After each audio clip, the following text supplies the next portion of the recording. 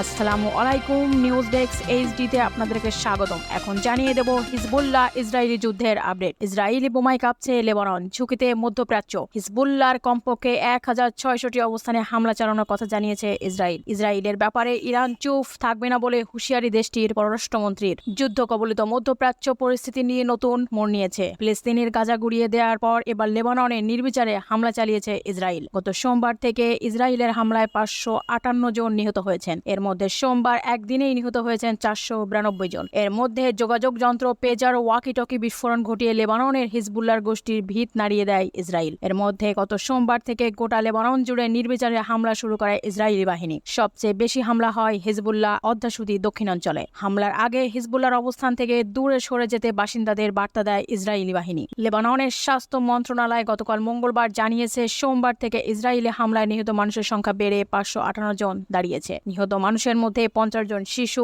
৯৪ জন নারী রয়েছে। এছাড়া আহত হয়েছেন ১,৮৩৫ জন। জাতিসংঘের মানবাধিকার দপ্তরের মুখপাত্র রাভিনা শ্যামদাসানি এক বিবৃতিতে বলেন, আন্তর্জাতিক মানবাধিকার আইন একেবারে স্পষ্ট। একটি সশস্ত্র সংঘাতে সব পক্ষকে অবশ্যই সবসময় বেসামরিক নাগরিক ও যোদ্ধা এবং বেসামরিক স্থাপনা ও সামরিক স্থাপনাকে পৃথক করতে হবে। পালাচ্ছেন বাসিন্দারা। এদিকে নতুন সতর্কবার্তায় হিজবুল্লাহর অবস্থান থেকে কমপক্ষে ১ কিলোমিটার দূরে সরে যেতে লেবাননের বাসিন্দাদের নির্দেশ দিয়েছেন ইসরায়েলি বাহিনী। এর আগে ইসরায়েলের নির্বিচারে হামলার মুখে দক্ষিণাঞ্চলে বাসিন্দাদের রাজধানী বৈরুতে সরে যেতে দেখা যায়। এ সময় গাড়ির চাপে সড়কে দীর্ঘ যানজটের তৈরি হয়। জেনেভায় জাতিসংঘের শরণার্থী সংস্থার মুখপাত্র ম্যাথু সল্ট মার্শ বলেন, লেবাননে ইসরায়েলি হামলার মধ্যে বেসামরিক নাগরিকের নিহতের এই সংখ্যা অগ্রহণযোগ্য। তিনি আরও বলেন, গতকাল এবং রাতে হাজার হাজার মানুষ নিজেদের ঘরবাড়ি ছাড়তে বাধ্য হয়েছেন। এর সংখ্যা অব্যাহতভাবে বাড়ছে। দুর্যোগ ব্যবস্থাপনার সমন্বয়ে থাকা লেবাননের মন্ত্রী নাসের ইয়াসিন বলেন, বাস্তুচ্যুত লোকজনের জন্য শিক্ষা প্রতিষ্ঠান এবং অন্যান্য স্থাপনায় ৮৯টি অস্থায়ী আশ্রয়কেন্দ্র খোলা হয়েছে।